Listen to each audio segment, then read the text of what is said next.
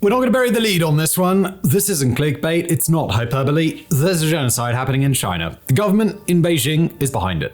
And consider this a warning. The following video contains descriptions of war crimes, genocide, torture, sexual assault on a scale that's difficult to imagine in the 21st century. Because this is the genocide the world forgot. The Uyghurs.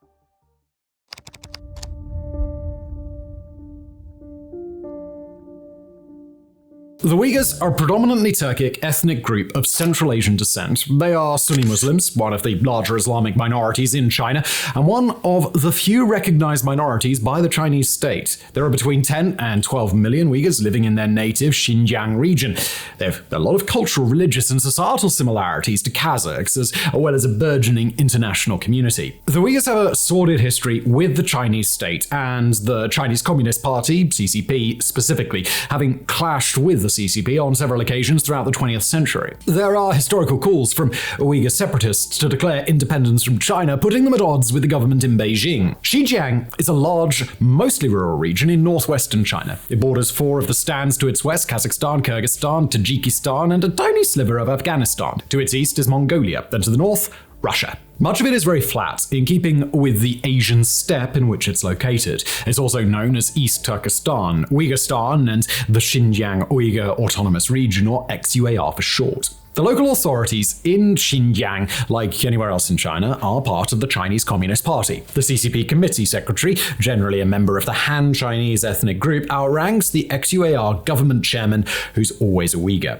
That means that Beijing effectively controls every aspect of what happens in Xinjiang. The region is roughly 2,700 miles from their capital. The distance between them is the equivalent of Parliament in Westminster making decisions for the people in Baghdad. The region is historically, strategically, and economically important, both nationally and internationally. Xinjiang produces 9% of the globe's aluminium, 1/5 of the cotton, and is rich in natural resources, making it vital for Chinese manufacturing and trade. All of these factors, plus its proximity to many Central Asian nations, mark it as a trading hub for Western China. And this explains why the CCP retains such strong interest in a land almost 3,000 kilometers from Beijing. Many, including warlords, dynasties, and republics, have historically laid claim to the region, including a Uyghur independence movement. However, it was taken over by the CCP during the original reign of Chairman Mao Zedong and has remained a part of the People's Republic ever since. The CCP have always promoted Han resettlement in Xinjiang, causing tensions to rise among the Uyghur populace. When Han resettlement was incentivized by Beijing again in the 1990s, it sparked a violent campaign that would lead to one of the most brutal human rights crackdowns since the Second World War.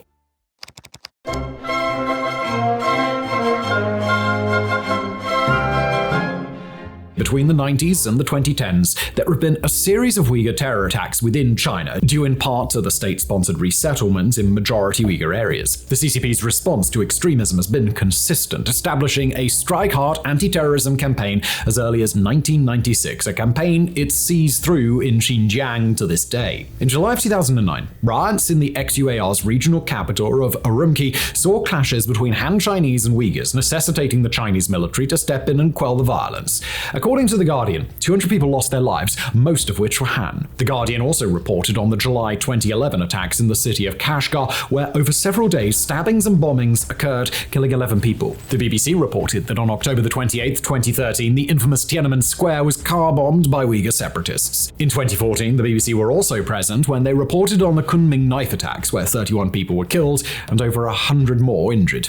Beijing are fearful of a truly autonomous or even independent Xinjiang, owing to the strategic importance of the region and the mutual distrust between Uyghurs and the Chinese government. The CCP needed to quash the political violence before it got out of hand. As a result, all Uyghurs in China were tarred with the same brush of suspicion by the Chinese state as potential terrorists and extremists. The revelation that several hundred Uyghurs had traveled to Syria to fight against the Chinese-backed al-Assad regime only fueled Beijing's suspicions. According to Reuters, Beijing claims the number of Uyghurs in Syria, while under speculation, could be as high as 5,000. Many Uyghurs were drawn into Syria via Turkey with promises from militia recruiters that they would return to China and liberate their people. However, despite these promises, there have been few jihadist attacks on Chinese soil and none linked to jihadi Uyghur groups from Syria. Furthermore, due to the chaotic nature of the Syrian conflict, Uyghurs in Syria are difficult to track down, and therefore the fate of the Uyghurs who went to Syria is largely unknown. Although, according to Radio Free Asia, if the Uyghurs they spoke to who had fought in Syria, common reasons for leaving the country were the wish to not fight another people's war and the belief that Islamic militant forces were unlikely to back an insurgency against China. In 2014, PRC President Xi Jinping visited Xinjiang in solidarity after the upsurge in violence.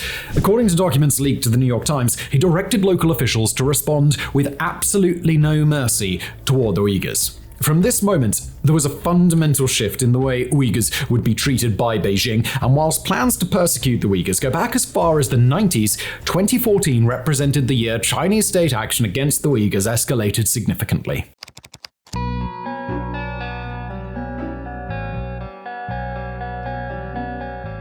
Human Rights Watch asserts that an overlapping network of local and national rules have been enforced in Xinjiang, resulting in what political journalist Jeffrey Kane refers to as the perfect police state and the total subjugation of the region. At first, it was on a smaller scale, with local governments implementing specific edicts, such as a ban on headscarves and long beards for security purposes, as reported by CNN in 2015. Soon it expanded. Human Rights Watch concluded in 2021 that there were laws enacted in Xinjiang banning the religious instruction of children, prohibition on materials that undermine national unity, and de facto bans on religious gatherings. In 2016, the state officially pushed its way into people's homes with its Becoming Family program. According to Human Rights Watch's landmark 2021 Uyghur report, Chinese state officials would enter Uyghur homes in Xinjiang to stay overnight and sometimes longer under the guise of introducing new relatives to Uyghur families. Human Rights Watch states that this was for internal surveillance of families believed to be a threat to the state. The veil of suspicion that cascades over Xinjiang applies almost ubiquitously, and especially of those who make contact with the world outside of China.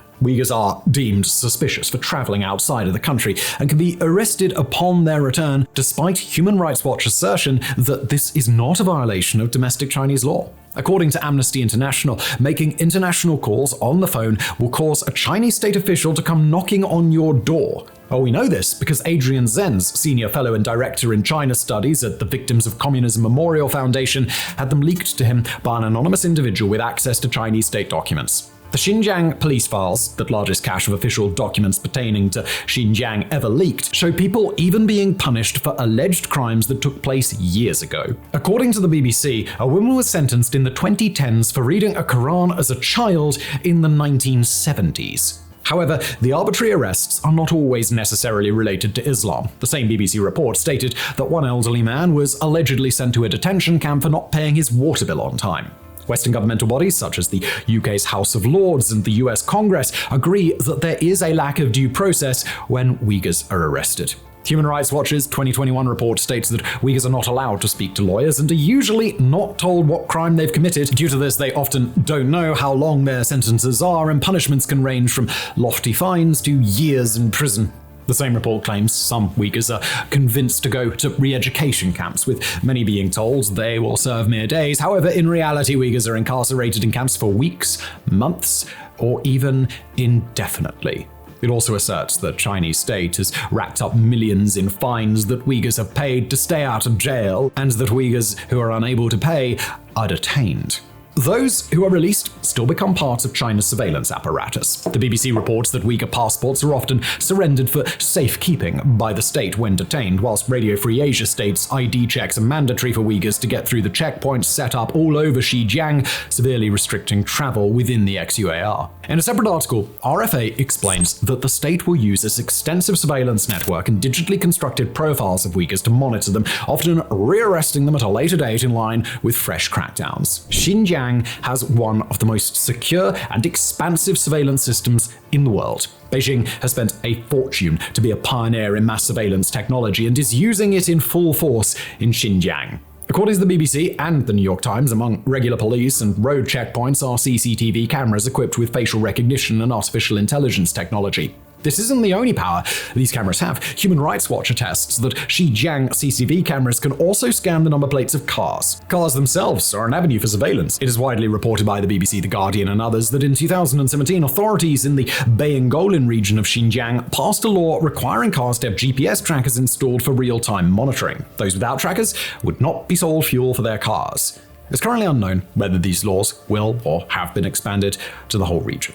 There are further technological infringements on Uyghur privacy. Human Rights Watch claims the app is used by the CCP to monitor Uyghur behavior, including electricity use, international phone calls, and even how much people use their front door. Don't think you could get away with simply not using your phone, though, as HRW asserts those not using their phones enough are treated with suspicion for trying to evade the state surveillance efforts. The BBC revealed that some Uyghurs have been arrested for listening to Islamic lectures on their phones, while stories from Business Insider show how Uyghur defectors are told by their families to break contact forever or are simply blocked one day and never heard from again.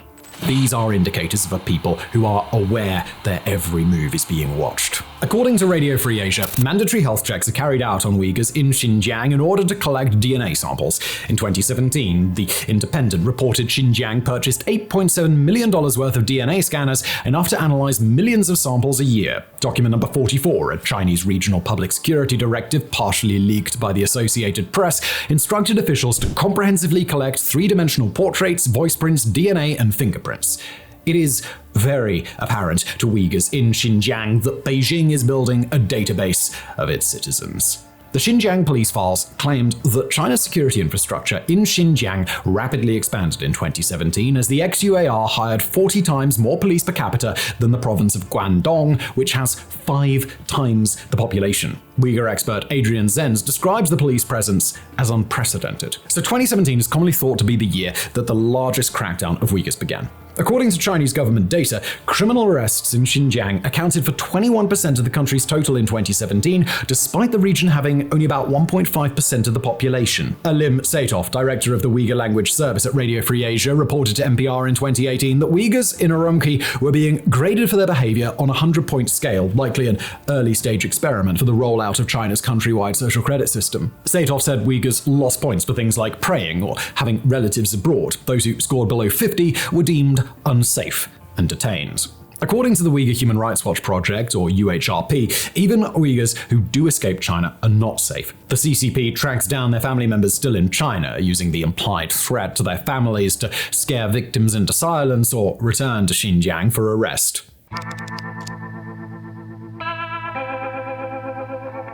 Human rights groups and countries across the globe accuse the Chinese government of detaining over 1 million Uyghurs against their will in a network of re-education camps and prisons. The Council on Foreign Relations, a leading geopolitical think tank, claimed that the vast majority of them were never charged with a crime. The arbitrary detention of 1 million people with no due process constitutes a breach of the Universal Declaration of Human Rights and qualifies as a crime against humanity under Article 7 of the Rome Statute of the International Criminal Court. Of the 30 articles that make up the Universal Declaration of Human Rights, China's actions in Xinjiang against the Uyghur people and other minorities break 27 of them. The Council on Foreign Relations also states that throughout Xinjiang is a complex network of hundreds of detention centers housing those 1 million Uyghurs, and that whilst China initially denied the existence of the camps, they later acknowledged them as vocational education and training centers. They vary in size from smaller political re-education camps all the way up to full-blown prison complexes. Their construction started in the mid-2010s but skyrocketed after 2016, with satellite imagery from the time showing the sheer speed and scale of their expansion. The satellite footage also showed how some facilities were built bespoke, while others were converted from existing infrastructure, such as high schools. The BBC article that showed the world that satellite footage also attested to the camps having been expanded by 440 hectares since 2003, with some sites being estimated as large enough to hold tens of thousands of people. They are reported to be run at a local level, as the Xinjiang police files show. The materials ordered to build these camps included barbed wire, as well as references to watchtowers and guard rooms. They were originally built as re-education schools, where, alongside detention facilities, they provided an education to those imprisoned there. One Uyghur told a BBC documentary crew with rare access to the camps, "I have deeply understood my own mistakes, vowing to be a good citizen when released." According to Human Rights Watch, Uyghurs in the detention centers are forced to learn Mandarin and are forbidden from speaking other languages. The same report states Uyghurs are threatened with violence or longer sentences if they fail to learn 1,500 Chinese characters, and detainees are made to answer exams with quotes about their love and commitment to the motherland. And it doesn't stop there. An Amnesty International report explains that Uyghurs are made to participate in flag-raising ceremonies and attend political education classes where they are forced to sing songs about the state, and if someone doesn't know the words or is unable to speak Mandarin, they're beaten. Amnesty International's report describes life inside the camps as a dystopian hellscape, reporting that the detention complexes are often extremely overcrowded with very little space to sit or lay down. It states Uyghurs in some facilities are taking turns to sleep as there's not enough space for everyone inside to do so at the same time. The prisoners in the camps are scarcely fed, and food is used as a tool of control. One victim told the BBC, "You can't think of anything beyond wishing you had a full stomach." The BBC claims detainees had food withheld for infractions such as failing to accurately memorize passages from books about Xi Jinping. Human Rights Watch paints a stark picture of the Uyghurs' treatment, claiming Uyghurs are shackled for long periods of time, locked in dark and cramped places, made to stand up straight or sit on uncomfortable stools for hours, and are deprived of sleep. It asserts that violence from the guards towards prisoners is commonplace, as is psychological and sexual abuse.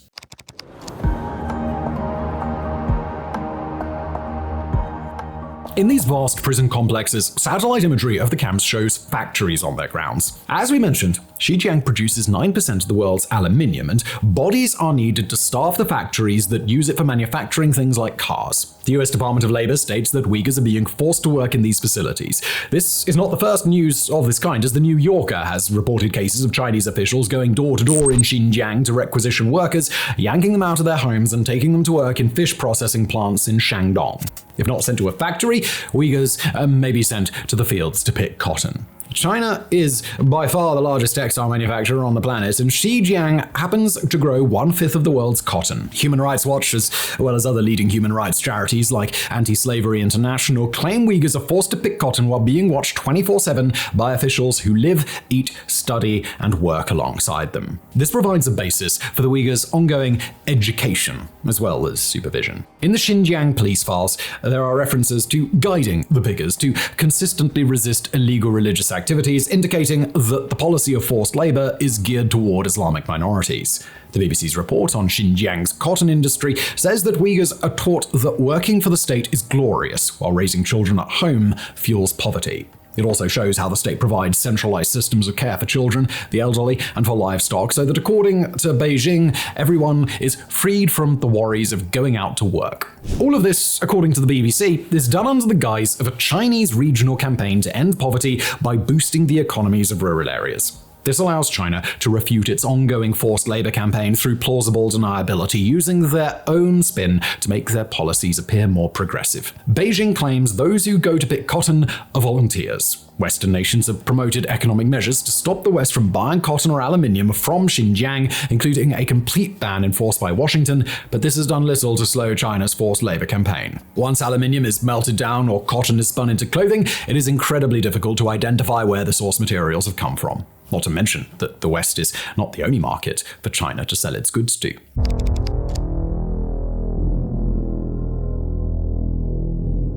With many family members going missing through forced labor or detention, it's not uncommon for Uyghurs to struggle with the increased level of childcare required. This begs the question, what happens to Uyghur children when their parents are taken? According to the Associated Press, those under 5 are sent to state-run orphanages. Between 2017 and 2018, the AP reports that Beijing dedicated $30 million to build or expand at least 45 orphanages or children's welfare centers. These are where Uyghur children are made to speak Mandarin, to read Mandarin, and to praise the state above all else. According to reports by NPR, the children are even made to thank the Chinese Communist Party and sing songs about Grandfather Xi. But not all is well. NPR tells us that teachers at these nurseries often resort to violence against the young children for not understanding instructions in Mandarin, despite having never spoken it before. For older children, the CCP has built thousands of bilingual schools where minority children are taught exclusively Mandarin. NPR reported that they are beaten for speaking their mother tongues. The news organization also claims that young children are regularly hit or slapped, locked in dark basements, and are made to hold stress positions. Uyghur parents still send their children in the hope that an education will bring them a brighter future. Some children go voluntarily, some are sent forcibly, and some simply have nowhere else to go. In higher education, the Chinese state policy of re-education continues. A Chinese government notice posted in Kashgar back in February of 2018 stated that students must be instilled with socialist values, be grateful for education, and love and repay the motherland.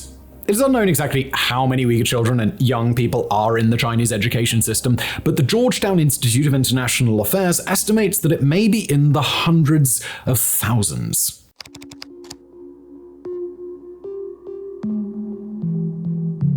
Uyghur women are reported to suffer some of the worst fates at the hands of the Chinese state. Chinese regulation on childbirth has caused officials to become very aggressive with Uyghur households. Despite once holding preferential treatment within China's famous one-child policy, the tables have been turned in recent years, with Uyghur women being persecuted relentlessly. Radio Free Europe reports that Uyghur women and other ethnic minorities are often threatened with internment in the camps for refusing to abort pregnancies that exceed birth quotas. Meanwhile, the AP found that local governing bodies have built and expanded systems to reward those who report illegal births, further sowing distrust among Uyghur communities already spying on each other. Even more horrific, however, is the ongoing systematic process of forced sterilization of Uyghur women. It is reported by human rights groups like Human Rights Watch that hundreds of thousands of Uyghur women have been publicly and involuntarily fitted with intrauterine devices or IUDs to prevent pregnancy. They report that Uyghur women are forced to endure the humiliation of being stripped naked and beaten before being made involuntarily infertile. According to the AP, many of the implanted IUDs were designed to be irremovable without special instruments, causing complicating side effects, severe pain, and bleeding. The Uyghur Tribunal, an independent tribunal in the UK assessing Uyghur human rights violations, found in 2022 that Uyghur women had also been coerced into receiving irreversible sterilization surgery and were injected with birth control drugs against their will whilst in prison. Human Rights Watch accuses the Chinese state of attempting to limit the Uyghur birth rate through a campaign of fear, violence, and mutilation, referring to it as an attempted genocide, as does the Uyghur Tribunal. The BBC reported that Uyghur women also face an institutionalized campaign of sexual assault, sexual violence, and rape that is endemic among the female detained population. One Uyghur woman, Tersine Zaudun, who was incarcerated herself in Xinjiang, told the BBC that the men wear suits rather than police uniforms and masks to hide their identities. Zaudun summed up the experience in the camps for women, stating, "They say people are released, but in my opinion, everyone who leaves the camps is finished."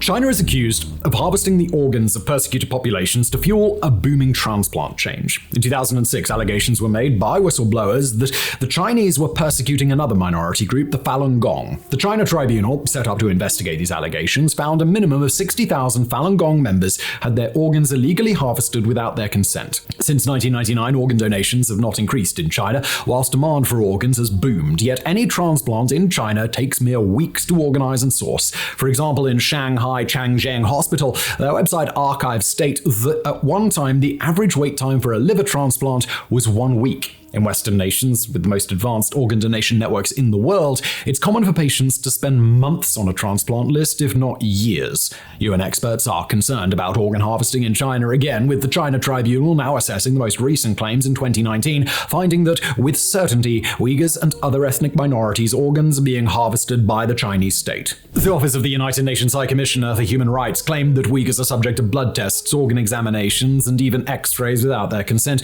the goal being to construct a living database of harvestable organs for easy access within China's detention facilities. Uyghurs are not the only group to be targeted in this way. As part of the Greater Sinization campaign, Amnesty International and the China Tribunal both agree that Falun Gong, Christians, Muslims, and other minorities are all targeted for their organs on a massive scale. However, Uyghurs are the only people over 1 million strong in Chinese prisons, with an air of secrecy around the victims' fates, making them likely group to be targeted for organ harvesting. The British Medical Association states the most common organs removed from the victims in China are hearts, kidneys, livers, and corneas.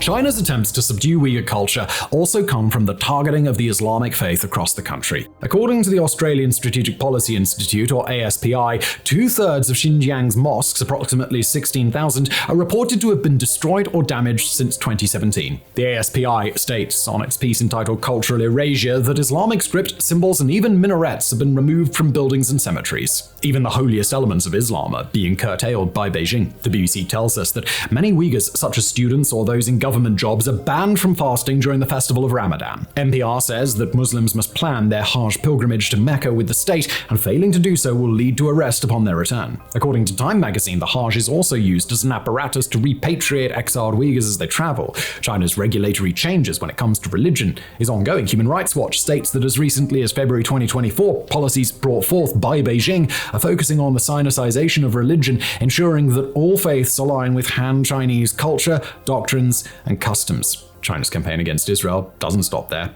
The Uyghur Human Rights Project asserts that China has imprisoned or detained at least 630 imams and other religious figures since 2014, 18 of which are reported to have died in detention or shortly thereafter. It's thought that the state arresting imams is a way of attempting to disrupt Uyghur organization efforts at a community level whilst also limiting its spread. Of the 630 confirmed arrested imams in the UHRP report, 96% were sentenced to over 5 years, with 26% sentenced to 20 years or more, and 14 were given life sentences. This is not the first example of imams being targeted en masse by the Chinese state either. The BBC reported that in the early 2000s, many imams were compelled to attend formalized education courses that foreshadowed the mass re-education program Beijing would later enforce across Xinjiang. According to Human Rights Watch, roughly 16,000 imams and other religious figures underwent political re-education between 2001 and 2002. Academics, intellectuals, and otherwise influential Uyghurs are also targeted for imprisonment, just as imams are. As of December 2023, the charity Uyghur Help's published list of detained Uyghur intellectuals since 2016 is 448 names long and includes engineers, painters, actors, singers, writers, journalists, teachers, professors, and doctors, among many others. The Uyghur Human Rights Project suspects at least 312 social elites were being held in some form of detention as of 2021, where it describes this practice as an assault on intellectual and cultural elites, and that it may constitute a new form of eliticide meant to exterminate Uyghur cultural identity. Han settlers are still continuously encouraged to move to Xinjiang, owed to the economic importance of the ex-UAR, the very same resettlement that caused tensions to originally rise in the 1990s. Radio Free Asia states that China offers incentives to Han Chinese who settle in the region, with Han reportedly being offered land, jobs, and economic subsidies for moving to Xinjiang. RFA also claims that China is promoting the intermarriage of Uyghurs and Han, offering money and household appliances to mixed couples. Human Rights Watch accuses the Chinese state that in doing this, and in collaboration with other strategies like stunting population growth, that the state are watering down the Uyghur population generation by generation and attempting to assimilate the Uyghurs into the dominant Han diaspora over time.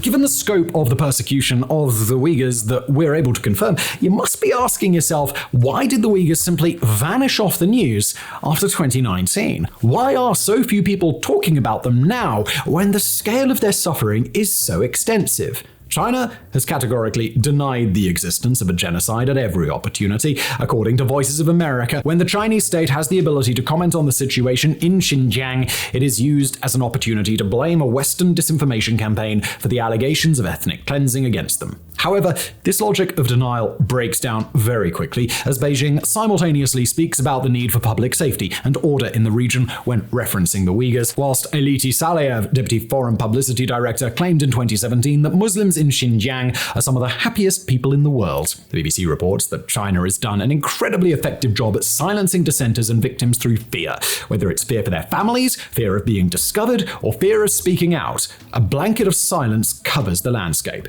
Compared to how many are detained, there are very few who speak out about their experiences. The Uyghur Human Rights Project believes this is in part due to Beijing's international harassment of Uyghurs and journalists who cover their persecution. The US has accused China of a global disinformation campaign when it invited foreign journalists from Beijing-friendly nations to Xinjiang for a guided tour. However, when Western journalists go to Xinjiang, such as Sky News and the BBC, they're turned around, held for hours, or quickly ushered along with everyone they meet repeating the same rehearsed lines. As previously mentioned by the Uyghur Human Rights Project, Uyghurs overseas who speak out against the abuse in the ex-UAR region become targets of harassment and fake news campaigns by Chinese officials who will do anything to silence them. The prolonged nature of the Uyghurs' persecution also leads to a sense of fatigue from the international community, where the gravity of the situation is gradually diminished and eventually fades from collective memory. Combine this with the 24-hour news cycles, constant need for new information, and China's lockdowns dramatically slowing the rate at which journalists are allocated entry visas, and it's not hard to see why this plight has been fading from the zeitgeist. The international community has done very little in response. China's incredible economic influence over countless countries all over the world means that nations must kowtow to Beijing and ignore the treatment of the Uyghurs to keep their economies intact through the lucrative deals that China sells them. The West's persistent use of sanctions against a number of Chinese officials has done nothing to stem the tide of the persecution, as international calls for recognition of the crimes committed against the Uyghurs fall on deaf ears.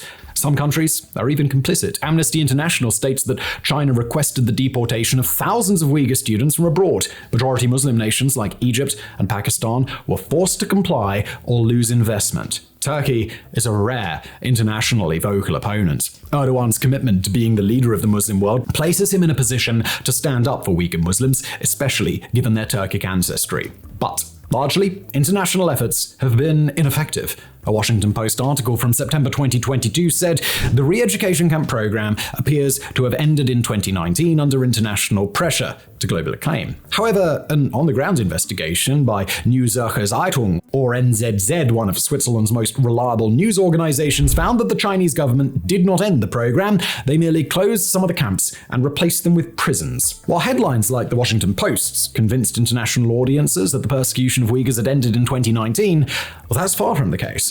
NZZ's investigation corroborates similar stories from the New York Times and Radio Free Asia that Uyghur persecution is still ongoing since its peak in 2018. A Uyghur woman speaking to Sky News confirmed most are still inside.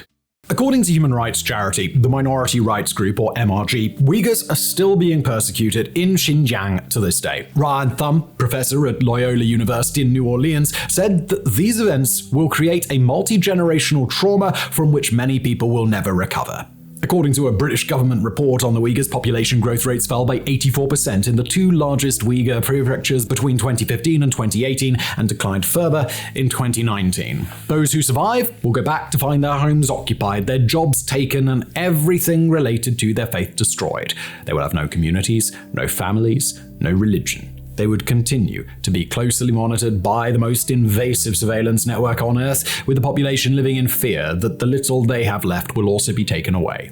It is bleak. However, there may yet be a future for the Uyghur people. Their international communities are slowly growing, and the continued practice of their faith, despite the campaign of persecution against them, is a testament to the strength of them as a people. But without considerable international support, it is unlikely that the Uyghurs will be able to find a home in Xinjiang much longer. And we leave you today with a reminder and a quote. The only thing necessary for the triumph of evil is for good men to do nothing. Thank you for watching.